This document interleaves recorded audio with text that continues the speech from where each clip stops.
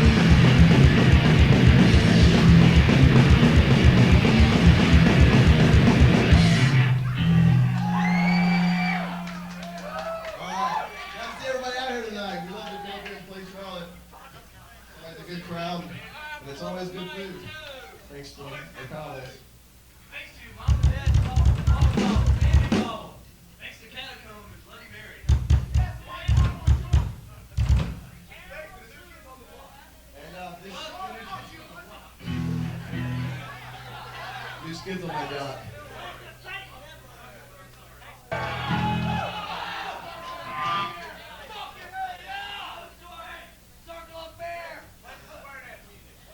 Is everybody having a good time tonight?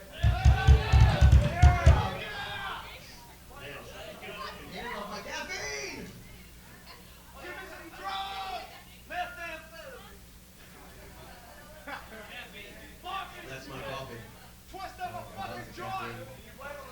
I'm a caffeine addict. If there is such a thing as a caffeine addict, I am one. That's kind of like the quote that John Lennon said. If there is such a thing as a genius, I know I'm one.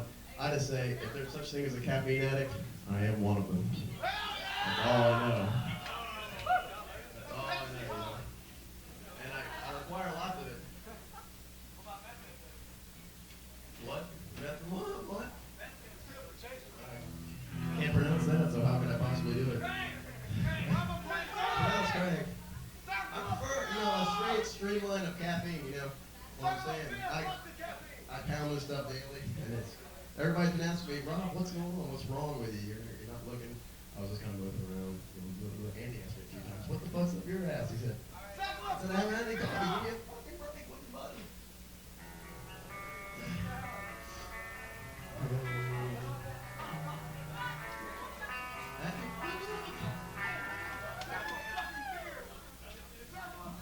at the beer. It's coming up. Shortly, we focus. We got a technical difficulty, so Chris Baker is going to play a short guitar solo for all you guitar freaks. Go, Chris! Go, go, go! Don't expect nothing great, okay? Just like the first note when I hit it.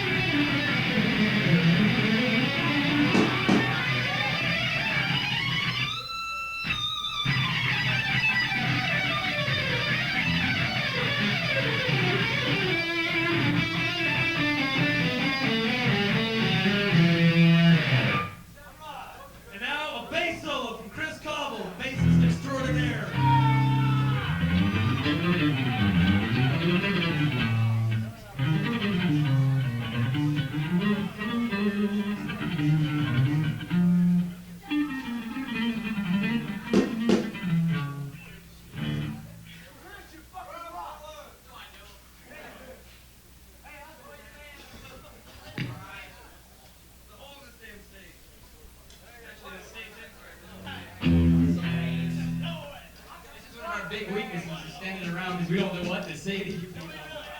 That's so we're gonna do one. All right, knock it out. Stop.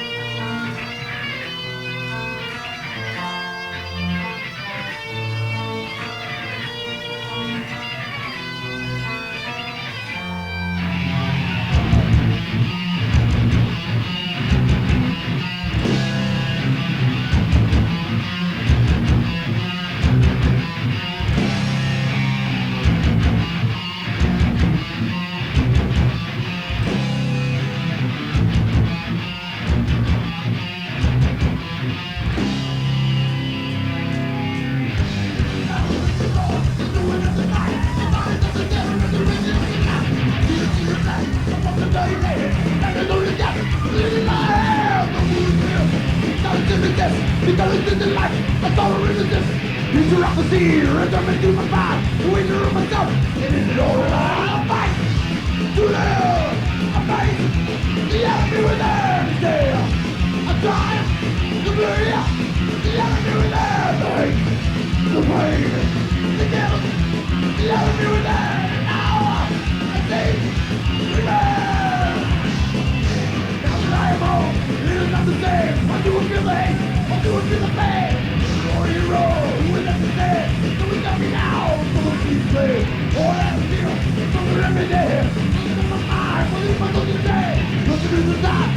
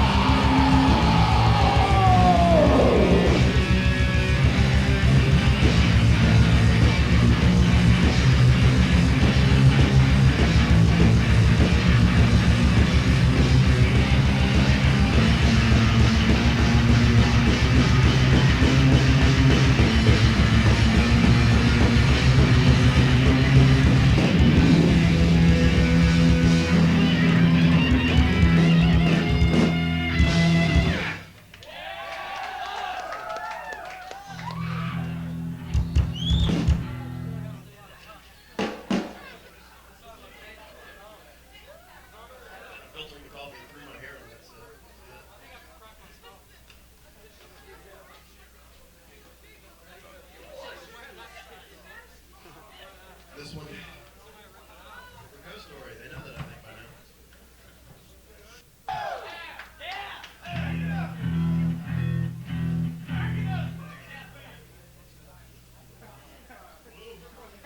I tell you what, that one fucking just wore out my vocal voice. So I think we're gonna do an instrumental.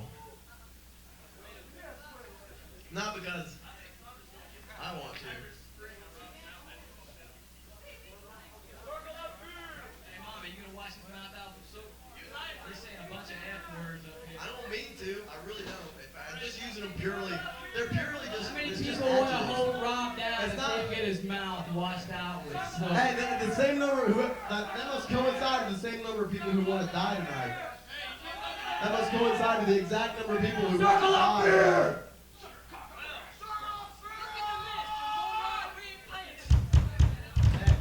Y'all hang tight though. We promise it's coming up. It's hidden from view. From the naked eye cannot see our list. Tell you what, we'll play it after this next song. Freddie Eddie Munster.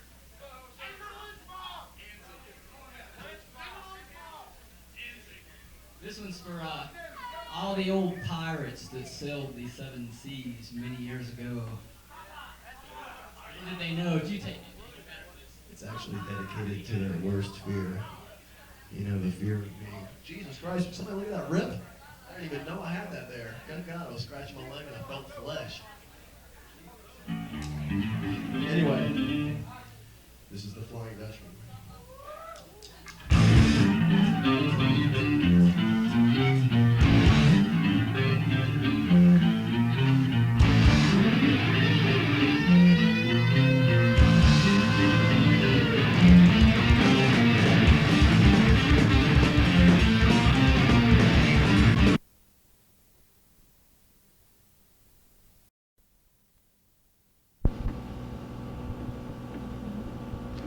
Eric, hello.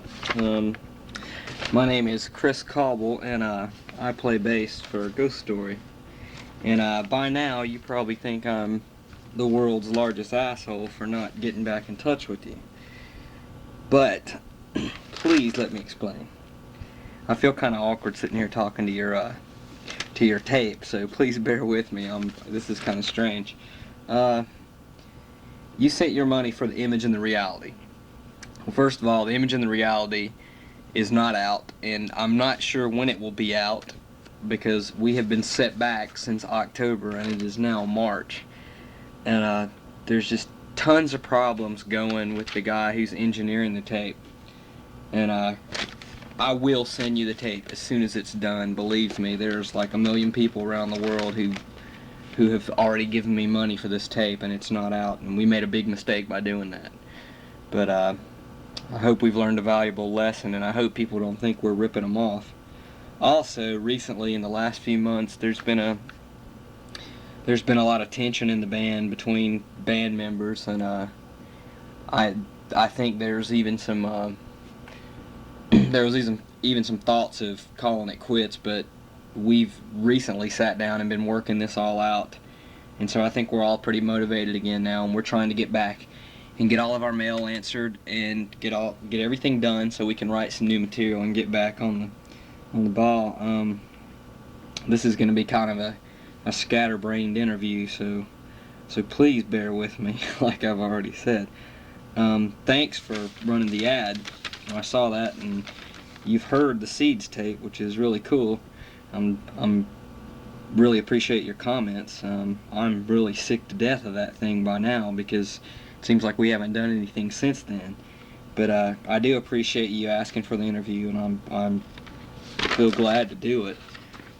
Also, this is kind of off the subject, but I'm not really sticking to a subject, is the fact that I started going to college again after being out of school almost 5 years, and it's getting right near exams, and I've had like a lot of tests really in the last couple of months, and I'm not used to this, to be honest with you, and I've been neglecting a lot of the mail and stuff to study, and I apologize for that.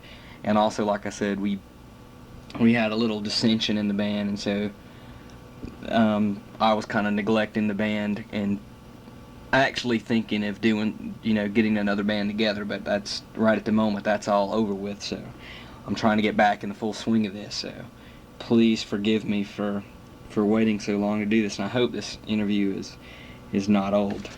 Okay, I'm gonna read the questions to you and answer them. So if you already have the questions, I'm sorry. It'd just be easier for me to do this. Okay, how did Ghost Story come about? Tell us how, when, and where, if you may. Okay, Ghost Story came about because I lived in North Carolina, and I was 21 years old at the time, and this was February of '88. I moved to Atlanta because at the time there was like no real scene in North Carolina, and where I'm from is right above Charlotte, and there's actually a pretty good scene going up there now, but at the time there wasn't. And I knew a few bands down here in Atlanta. You know, the only band anyone really knows is Hallows Eve, but there were a couple of other bands like Kinetic Descent and Nihilist who I had met, and I had a couple friends down here. I had actually lived down here in '86 for a couple of months. Anyway, to get to the point and answer the question, I came down here to form a band in '88. The first person I met was Chris Baker, the guitarist in our band, and we met through running ads in local ads paper, Creative Loafing is what it's called. And we got together and jammed, and we said, I'm coming here to form a band, and he was wanting to form a band, and we were both into the thrash, Metallica, Megadeth, that type of thing, and we had a lot of common ground, so we basically decided to form a band.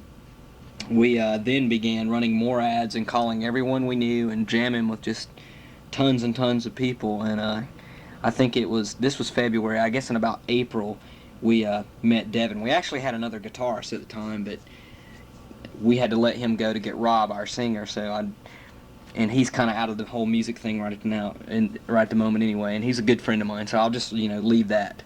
So basically we got Devin in April. He was the first drummer we really considered on a permanent basis, and so we started jamming with Devin, and then we got Rob into the picture from a friend of ours, and he happened to play guitar and sing, which we never anticipated being a four-piece, but it turned out to work really well, and since then we've been the same four people with a couple minor altercations, but that's another instance anyway. And I came up with the name Ghost Story, which you'll probably ask me that in a few minutes, and I'll tell you again, but I got it from the movie Beetlejuice. We were trying to come up with a name, and we were throwing around 650,000 of them, and I saw an ad that said a modern-day ghost story, and we're all pretty much into horror, novels and movies and stuff, so we wanted to do something with the horror context, but we didn't want to be too corny about it. Yes, a lot of people think it is too corny, but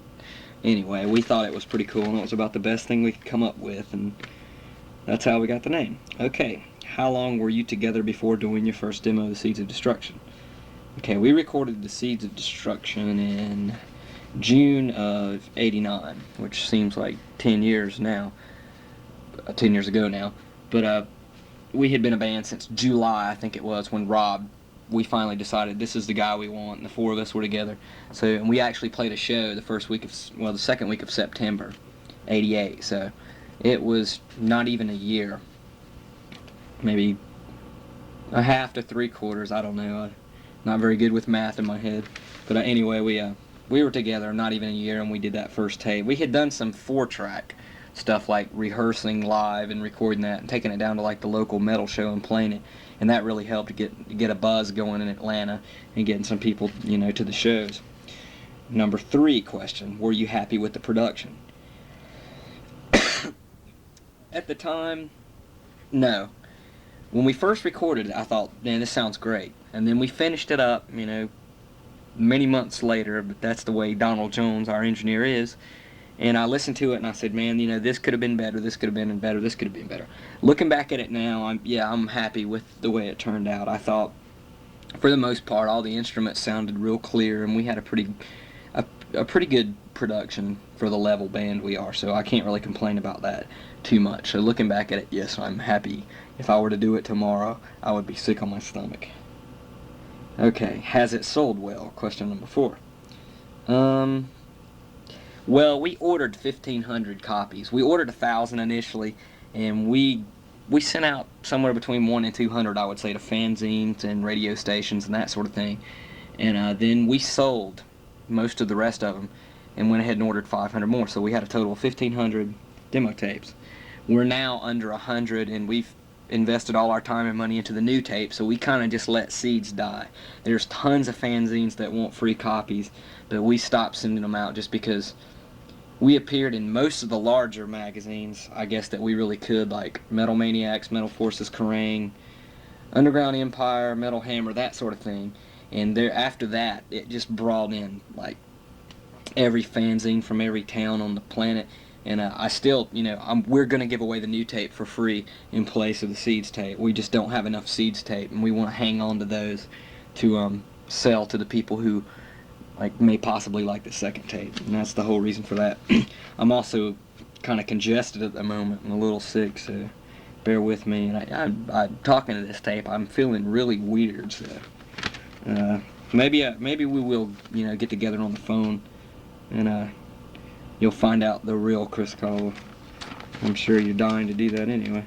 Okay, question number 5. How did Donald Jones of Hallows Eve come in on producing this project? Well, we knew the band Kinetic Descent, and he had mixed a tape for them, and we liked the way it came out.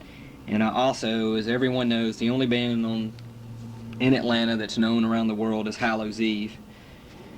And Donald had actually produced their last 2 albums, which, to be honest with you, I don't really think it's that great a production, but he had a real limited budget, not enough time, and if you knew the guy, he's like the ultimate procrastinator, so that's probably why. But I called him up and just said, would you be interested? And he had a pretty top-notch studio for a fairly affordable rate, and comparing with all the other people around town, we just decided to go with him, and he turned out to be a really cool guy until recently, but I'll leave that at the moment. And also, we had recorded 3 of the songs on the Seeds tape, and another song which we've never recorded in a studio on our own, and we basically thought that, we read magazines, Metallica does their own production, they do things their way, so we said, yeah, we're going to go in and do things our way too, and we came out with a $450 mistake. So that was part of the reason for getting Donald Jones, was to get someone who knew how to engineer a metal band, because we sure don't. That's what I'm going to college for, but I can't seem to get in the recording classes at the moment because I don't have the prerequisites. And anyway, number 6, how's the metal scene doing in Atlanta? Well, the metal scene is kind of like the ocean. It flows in and it flows out. Now, seriously, the scene here is so unpredictable. I mean, it's there's like 2 million people in the metro Atlanta area, that being Atlanta and all the surrounding towns. But Atlanta's actually one of the wealthiest cities in the U.S., so it's quite hard to get people to come to the shows. I guess kids have a lot of money and have a lot of other things to do. But the scene here right at the moment is kind of dying. There was like 50 bands all of a sudden, and they kind of dissolved and disappeared. Bands are breaking up all the time, and we've tried to stick it out, even through thick and thin. And let me tell you, it's been a lot thinner than thick. But we've tried to stick it out. The scene here, clubs open up, clubs close down. There'll be a club, like there's a club here now called the Masquerade. They get tons of metal bands. They get most of the bigger bands in the underground type thing, like Sepultura, Prong, those type, decent-sized bands. They even had Exodus, but it wasn't promoted, and I think 200 people went out, which shocked me, But it's doing okay. You can't really make any money there, so there's no real incentive to go out and really promote the heck out of your shows anymore. But to answer your question, the scene here is really unpredictable. As far as the South goes, I guess it's basically as good as a lot of the southern cities that I've been to and known people in, or that we've played in like 5 or 6 states, and most of our shows have been similar to Atlanta, so I don't really, to be honest with you, think Atlanta's like a major scene or anything. Okay, number 7. How's the club scene there? Any trouble with the pay-for-play shit? Well, I think I just kind of answered that. We can get sometime. There's a new club we just played at last weekend, which is like a big airplane hangar, and it's humongous. You could probably get 2,000 or 3,000 people in there. Incredible PA, but we only got like 100 and some people there, so it looked like I don't know, like a picnic on a football field or something. And I think we wound up making under $20 because we had to pre-sell tickets, and like I said, we were all kind of angry at each other and didn't feel like doing anything for the band, so that turned out to be a bit of a disaster. So pay for play, you may get a couple $100 tops in Atlanta. In the richest city in the South, you may only make a few $100. The glam bands all get down here and they play, the standard Bon Jovi, Poison covers, and make tons of money and don't work jobs, but unfortunately we all work jobs and don't make any money. Who are your current band members? Question number 8. Current band members are the same 4 people that started the band in July of '88. Me, Chris Baker on lead guitar, Rob Thompson on lead vocals and sloppy guitar, Devin Denial on drums. Okay. Number 9, can you tell the readers something about the new demo, The Image and the Reality? I can tell you it's not out, and that's not what people want to know. No, honestly, I think the new demo, when we finally finish it, I'm pretty sick of saying that, will be better than Seeds of Destruction, which, you know, I guess there for a while we were so into the tape because it seemed to be doing really well. We thought, man, we'll never make a better tape. But actually, I think the new tape's going to have a lot more variety. It's going to have like a lot more different things. Like the first tape had like a bass solo and some harmony guitars and and a little bit of acoustic. The new tape's got all of those things and more. Plus, it's got better production. We spent a heck of a lot more time on it this time, which everyone's well aware of. I think Rob sang a little better. I really can't really speak for the guitar solos, not to downgrade Chris or anything, but I really was happy with his lead playing on the first tape. But he hasn't done his solos in the studio yet, so I really don't know what he's gonna play, and he's so unpredictable. He'll probably go in there and just do something I would totally hate. So I'm not gonna I'm not gonna really say about that. I do think the tape will be better. It's got a better cover. It's gonna have better production. It's got 5 songs instead of 4. It's got more variety, fast, slow, medium, that type of thing. We're not wimping out. We haven't sold out.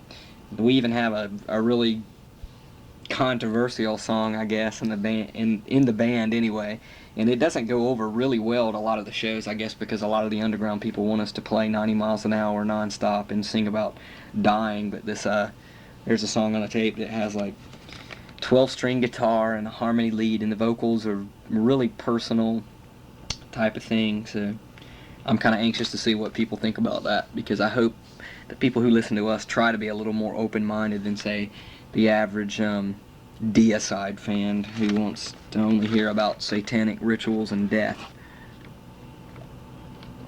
I mean, I guess satanic rituals and death are pretty cool, you know, for 10 years, and then I kind of got burnt out on it. Okay. Question number 10. How do you like this demo better than the last? I just answered that because I'm a psychic. I can figure these questions out before I read them. No, I do like it better, but I mean, I don't want to sound too corny. I do kind of have a soft spot for the Seeds tape. It was kind of like my first real recording. It was the first thing we ever got internationally distributed. That's not really a good word, but, you know, through tape traders and the like. So I kind of have a soft spot for that one. But if the new tape were out and I could see what kind of response we were getting, I'd probably say I'd definitely like it better, because I think this one just has a much better buzz and everything.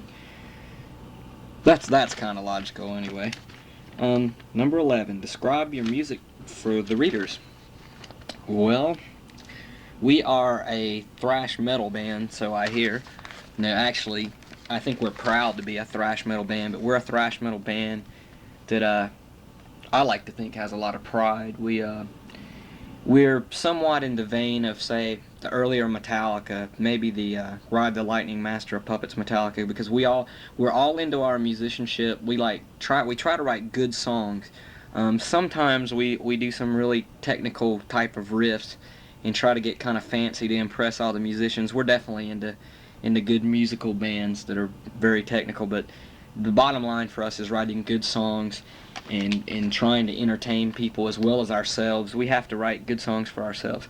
But to describe the music, I would say it's kind of like the earlier Metallica with melodic influence, mainly from me, because I'm the primary writer, I guess, from bands like Maiden and the new wave of British heavy metal. Not to cash in on that, because that seems to be the big trend at the moment, but I am a little older than most people in the average underground band. I'm 24, so I grew up in high school listening to the earlier thrash bands, Slayer, Abattoir, Megadeth, Exodus, Venom, which Venom was kind of before that, Celtic Frost, that type of thing, along with the Maiden, Saxon, Angel Witch, Tigers of Pantang, Samson, that sort of thing. And so we're just trying to be a melodic, heavy, versatile, interesting, challenging to listen to band. And we try to write intelligent lyrics about things that are important to us as well. We think that will be important to other people. By that, I don't mean that we write lyrics for other people. We're definitely not Trickster. We don't write lyrics about people who want to go out and get drunk or something and party on the weekend. You know, we look at that as something totally different. We take the music very seriously. So I guess the bottom line is if you're into pretty serious metal that's that's pretty aggressive yet melodic. I guess we're the band. We're one of the bands. I think we're one of the only bands that are like that anymore. Okay, number 12, to quit rambling. What are your songs about, and who writes them, and where do the ideas come from? Well, as far as what we're doing, the songs we're still playing these days, I've written, I would say, probably 3/4, maybe a little more, and Chris Baker's written the rest. We've co-written one song, and that was not really a co-writing type. It was just kind of a, I don't like your song, I think you could put more to it and make it better, and that, you know, we sort of threw it back and forth till we were happy with it. And our songs are about, like, I mean, everything. I mean, fantasy, reality, life, death, pressures in life. We don't really write about sexual type of things or drugs, those type of things, because, I mean, to me, those are so primary and basic. We write about, like on the new tape, there's a song called What Few Even Dare. That I wrote that about the Challenger of 1986, the Challenger space shuttle incident, just because, I mean, I can't imagine how our government or the NASA program could let something like that happen. And I just think that's real interesting and real exciting, and I think those 7 people who died should be considered heroes, so I wrote a song about that. And like Circle of Fear on the Seeds tape is about a friend of mine whose dad's a priest, and his dad doesn't want him to go out in the world and do anything except work 9 to 5 and obey the laws of the church and go to bed every night early and that kind of thing. And you can't tell people what to do. You know, you got to get out of the nest. We just write about life and basically the pressures, I guess, and the things in it. We also have a little bit of fantasy, that type of thing. There's a little bit of killing and death and destruction, the typical heavy metal type of things, I guess, because we grew up, some of us grew up listening to bands like Black Sabbath, Iron Maiden, Merciful Fate, you know, the gloomier type stuff, you know, Slayer, Venom, 2 of my favorite bands. But, you know, we kind of try to avoid the Satan thing. We're not satanic. I think as a whole we're pretty much either agnostics or atheist or something. We're not very religious in any sort. You know, I do believe in right and wrong, and I grew up in the church, but as a whole we're all kind of each his own, I guess. The ideas for our songs, you asked where they came from. They can come from, mainly mine come from TV, movies, novels, conversation, the Bible, just various, I guess, literature and the media. That's conversations with people, you know, like people will write me letters and say something. Like, I got one song title and idea from my brother who wrote me a letter, and, you know, he signed it with the title of one of the songs. And like I said, my friend who's the son of a preacher, he wrote me a letter, and he was really depressed, and he used the phrase Circle of Fear, so that's where that comes from. They can come from anywhere. There's no real method. We don't really have a formula. Okay. I think this is question number, flip to 27. Number 13. You asked me, is the new demo selling well? Well, no, it's not out, so. But if you go by the advance orders, yeah, we've got a lot of advance orders from people in almost every country you could imagine, except, you know, some of the communist country. There's even some we've got some letters and orders from Yugoslavia, strange places as Malta, Malaysia, the Philippines. I'm trying to think. One of my friends is Bulgaria. That's the one. We have, you know, some of the Iron Curtain type countries, but we have got orders from about all over the world. And most of the people I write are very cool. Even some of the people who are actually enemies to begin with, we have become friends just from writing and say, you know, look, it's cool you don't like the band, but please tell me why, because I like to hear the negative as well as the positive. I think negative, you know, always helps to hear. Okay, number 14. Ha ha ha. This is a funny one. Has there been, I'm sorry, I can't read. Has there been big record company interest in you guys? No, there has not. We have a so-called lawyer, but I think he's a so-called lazy thief. But no, we've been turned down by some big record companies, but actually the only labels who showed any kind of interest at all were Monty Connor from Road Racer was pretty cool, and you know, we would call and talk to him on the phone, and he would give us a call every now and then, and there was like noise records, I think, for 5 minutes we're interested, but actually there's no real interest, you know, and we really would like to get the best type of deal we can, but when you don't have much to choose from, you kind of just keep doing what we're doing, and that's playing shows and recording demos and trying to get signed. Number 15, have you shopped the demo around? We sent it to all the independent labels and a handful of majors, but we didn't even have luck with some of the piss poor, terrible, shitty labels. So, no, you know, we have a little. I don't think we've shopped the tape like we should have. I think sometimes we just get sick of that. The business side of it's really depressing because most of the people in the music industry are assholes. I'm not trying to be one now, but a lot of the people are. Not many people are in it because they love the music or because it's a great, you know, a great life. There's a lot of losers in the music business, and sometimes it gets really old dealing with them. Number 16, are you guys touring much? I love that word because touring for us is going to the practice place and throwing our equipment in the car and driving 5 minutes and playing a local show.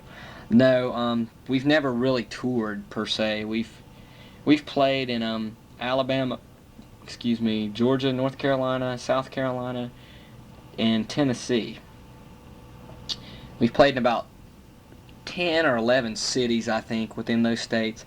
And I wouldn't really call it touring. It's just kind of like calling up a band, you know, and saying, hey, could we come up and do a show if we let you guys come down here and do a show? And we've done that a couple of times. But we've had a lot of fun doing that. We would love to tour, but right at the moment we can't financially afford it. And that's part of the reason we really want to get signed, so we could get out and actually do a tour. Okay, just having a swig of iced tea because it's the only thing I can afford right at the moment. Some $1.27 tea bags and some Equal my mom gave to me, so bear with me. I'm just trying to cleanse the phlegm from my throat. 17. Who have you played with? Okay, we're supposed to play with Morbid Angel on St. Patrick's Day. They're a pretty cool band. We played with them July of '90, and that went fair. The last major band I think we played with was Violence, and that went pretty cool. They were nice guys, very intense band live. Not my favorite band to listen to, but they were intense, very intense live. Cool band to play with.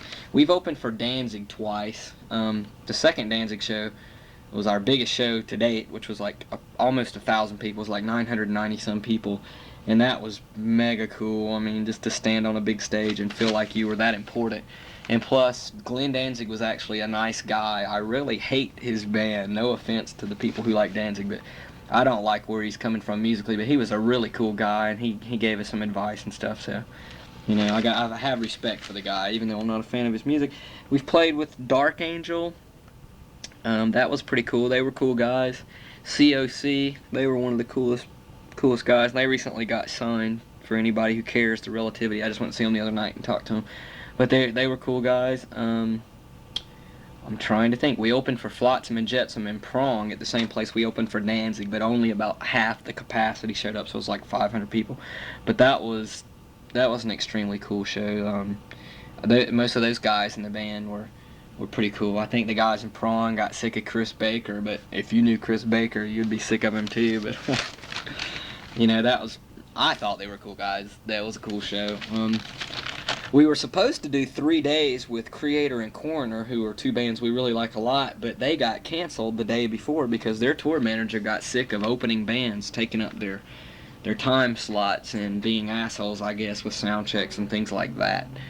But we didn't get to do that. We got dropped from a Bad Brain show. We got turned down for a lot of shows, but that's the ones I think that's all the ones we've actually opened for. But all those bands were fun to play with. Those were cool shows. Okay, number 18. What's the... Oh boy. Eric, you've got to straighten out your handwriting. What's the party scene there like, or does the band shy away from that? Boy, I don't want to say too much about this. The party scene in Atlanta is pretty heavy. There is a little bit of everything here. I mean, I've heard some horror stories about L.A. and New York, but I can't really. I've been to New York, but I've never really partied in New York. Atlanta's a pretty busy partying town, and some people in our band partake pretty heavily in partying. I'm gonna leave it at that. I'm not really gonna go into any specifics, but I think sometimes that's a problem in the band. I think that gets in the way of some things, and I'm hoping that we're gonna clear some of that up. But we try to go out and have a good time. If you consider partying, going out, hanging out after shows, or going over to friends' houses and things like that, we do that. Sometimes we go a little overboard. Each person's band's got his own kind of thing they do. Enough said about that. Number 20. Where does the band rehearse at?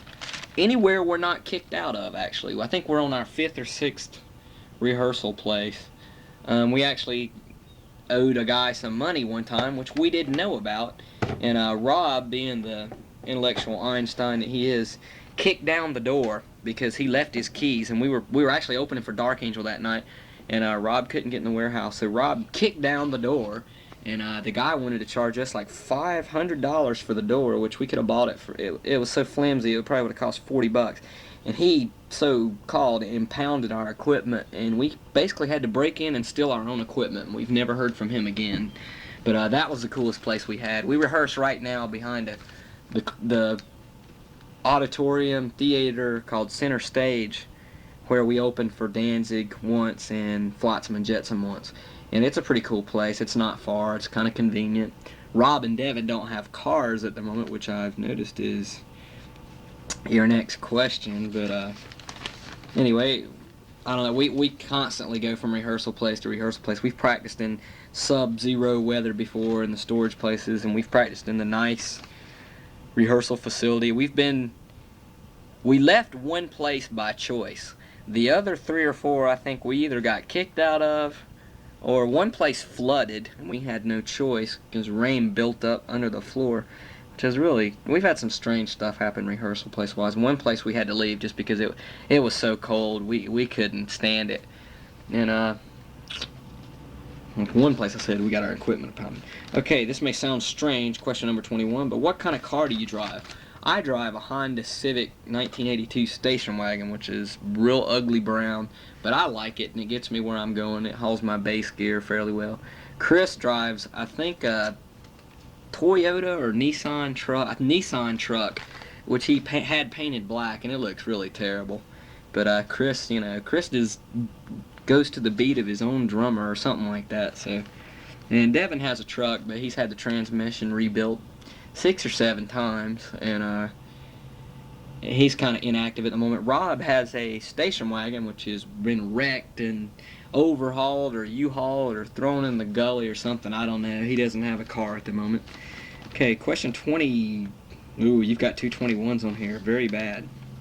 So we'll say this is 21 part 2. What groups influenced Ghost Story?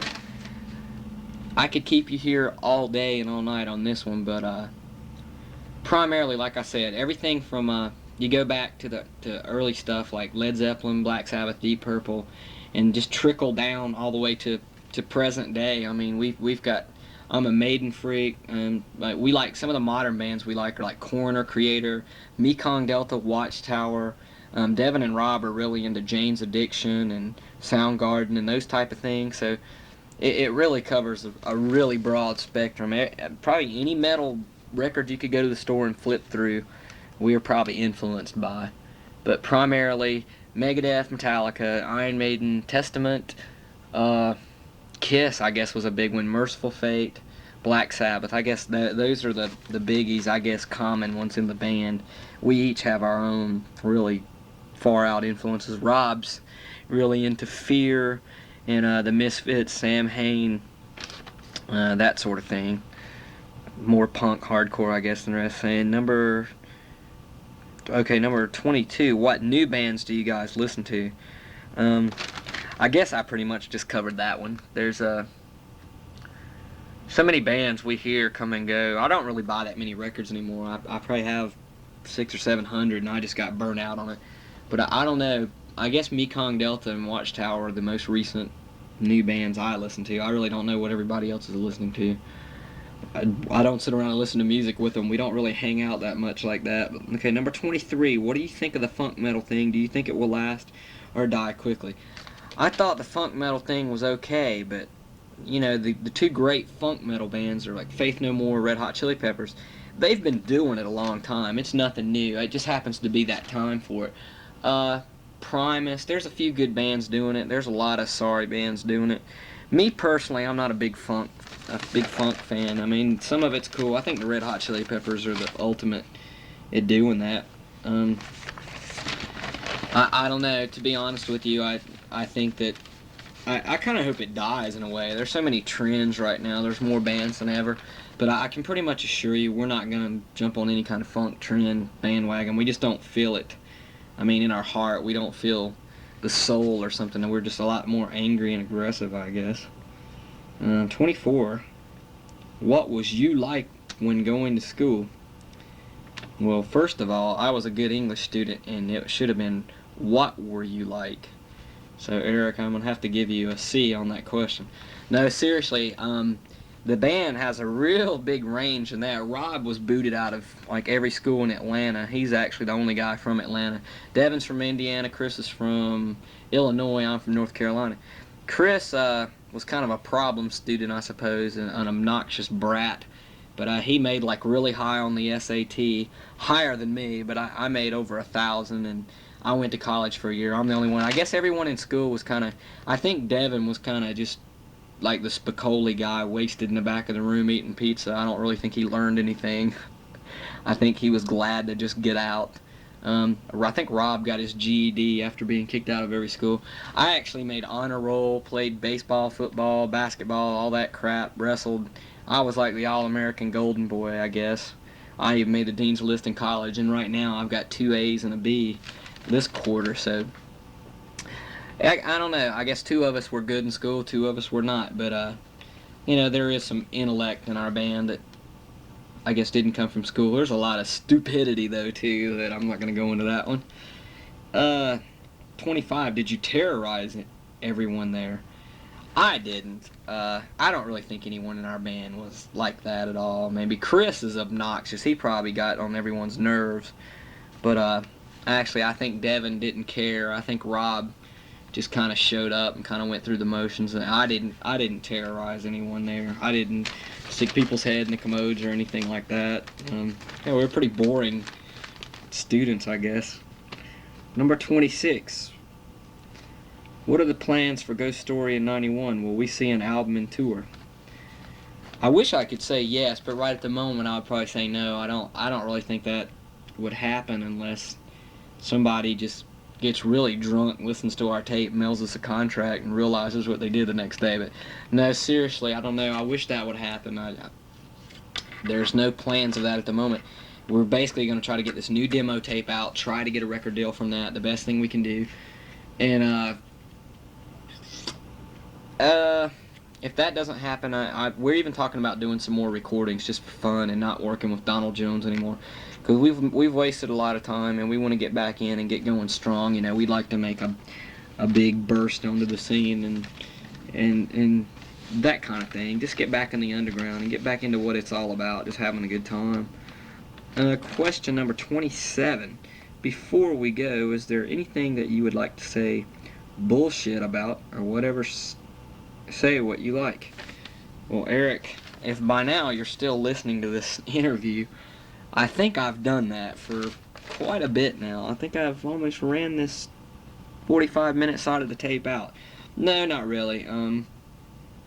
Yeah, just to finish out what you were writing, thank you for taking your time to do this interview. I'll send the band a copy of Raging Power when it comes out with you guys in it. You said write down the band's top 10 album playlist. I'll put it in my zine. And please send back question sheet for typing. Okay, I'll throw your questions in with the tape, no problem. I'd just like to say thanks for you taking the time to jot down all these questions. I know how much of a pain it is. As you know, I'm several months behind in a lot of my mail right now, and I don't want to make too many excuses. I've just had some some personal stress on me, and I'm basically the main writer in the band. I do almost 99% of all the mail correspondence and recording tapes and things like that. And I've just had a pretty rough time since Christmas because my dad got called up to go active duty at Fort Jackson in South Carolina to train troops for this Iraq bullshit that's just hopefully ended. And there's just been a lot of stress, a lot of different situations, like I said, with the band. And my brother's got a band, and me and him were actually thinking of doing something, and that kind of got put on the side, and his bass player quit. So in college and all that sort of thing, and job, and so I'm making a big excuse is what I guess this boils down to, and things haven't exactly gone very smooth, but we hope to get all this ironed out. I guess what I'm trying to say is thanks for you taking the time and being patient, and I hope you still are into the band, and I hope this interview was, really cool. The band's top 10 album playlist, I'm not going to send that to you just because I think we would probably sit down and fight about something like that, but I will, since there's a little bit of tape, and I actually have a few minutes to do this, I will throw out some albums I think that the band really likes, and you can kind of edit this any way you feel necessary, and you can make a top 10 list if you want to. I think that's cool. I think some of Chris Baker's favorite albums, and keep in mind he plays lead guitar, the First Testament album, he's really into that. I think we all like Metallica, the early Metallica albums, the first three, we were all big fans of those. Chris Baker also, I know he likes Yngwie, the first album, Rising Force, a whole lot. I think that had a major influence on him. He likes Corner, Punishment for Decadence, Creator, Extreme Aggression. He likes the new one a lot. He likes a lot of the faster, aggressive stuff. Those are, I would say, those were some of his favorites, just to name a couple. Slayer, Rain in Blood, I think is probably one of the band's favorite albums. Devin, the drummer, he likes stuff like Metal Church's first album is one of his favorites. Deep Purple, In Rock. Another band he likes is Black Sabbath. Three out of the four of us love Black Sabbath. I think Chris has started to like them a little bit more. So about anything by Black Sabbath is cool, except the new bogus Black Sabbath, where it's one guy calling it Black Sabbath. My favorite stuff is Iron Maiden. Anything by Iron Maiden, they're like my heroes. Old Kiss. Me and Devin like Old Kiss a lot. The first 7 or 8 albums by them are great. Mekong Delta and Watchtower, I've gotten the band into those two, but those are like two of my absolute favorite bands. I like everything by them. Merciful Fate, the first 2 Merciful Fate albums, the first 2 Megadeth, I think we all 4 love those records. Those are just godly. I like Raven and Manowar. I like their first couple of early albums. Angel Witch's first album is one of my favorite. Thin Lizzy, I like a lot of their records. Trying to think. A lot of these are common grounds. I know Rob likes the Misfits and Sam Hain. I think Unholy Passion by Sam Hain and Fear the Record and More Beer. I think those are Fear the Record and Sam Hain, Unholy Passion. I'm pretty sure those are like 2 of Rob's absolute godly records. So I hope that's enough. There's tons of stuff we all like. We all like Motorhead. I mean, everybody likes Motorhead. Slayer, Venom, Black Metal, and Welcome to Hell are 2 phenomenal records. I know me and Rob are big Venom freaks. I hope you can get the general picture from that list. And I think that's about it. Tell your mom, I think it's Marie who sent the check for $6. I'm sorry, it hasn't cleared yet. It should be clearing soon. I'm getting the money all cleared up. In just 1 second, I'm gonna pause you and I'm gonna read you some song titles that I recorded on the other side, because I have a big pile of tapes that have built up that people have sent me. And you said you had heard Seeds of Destruction, so you know those song titles, but I'm going to read you some. There's a rehearsal on the flip side of this tape, and it's not the best quality, but it gives you an idea of what most of our earlier stuff was like. And it's really kind of shitty, but I thought I'd throw it on there just to fill up your tape and give you an idea. So I'm going to get those song titles in just 1 second. Okay, the song titles on the other side are Halloween, which is the movie theme, which we used to open a lot of our shows with that till I think everyone got sick of it. Twilight's Last Gleaming, and then Countdown to Holocaust. Those are like the first 2 songs we ever did. Chris Baker wrote Twilight's, I wrote Countdown. They're both about nuclear war, which is kind of ironic. Actually, his song was called Holocaust, and we had to change it to Twilight's Last Gleaming.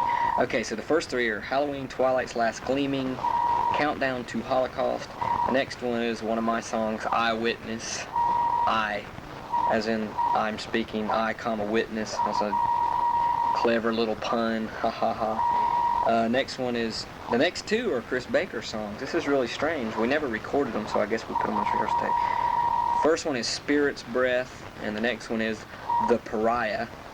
Only Chris would come up with that title. And then the last 2 are my 2 songs.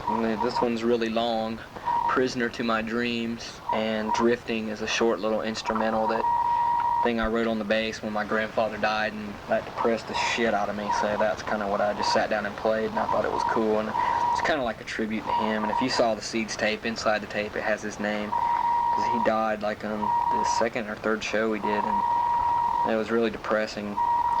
But anyway, I'm going to read these one more time for you in case I lost you. There's Halloween, Twilight's Last Gleaming, Countdown to Holocaust, Eyewitness, Spirit's Breath, The Pariah, Prisoner to My Dreams, Drifting, and then there is there's like some live stuff. There's Seeds of Destruction live, I think The Enemy Within, a bunch of talking and bullshit at one of our shows, and I think that's about all at the end of the tape. I think that's actually it. There may be another song. If there is, maybe we say the title, but I don't think there is. I recorded the other side of your tape first before I realized you were the guy who wanted the interview. So please forgive me. Enjoy the tape. Write me back soon. Thanks again. I don't know what else to tell you. I'm sorry for all the bullshit and the delays. Keep in touch. I really appreciate your support. Take it easy, and good luck with the zine.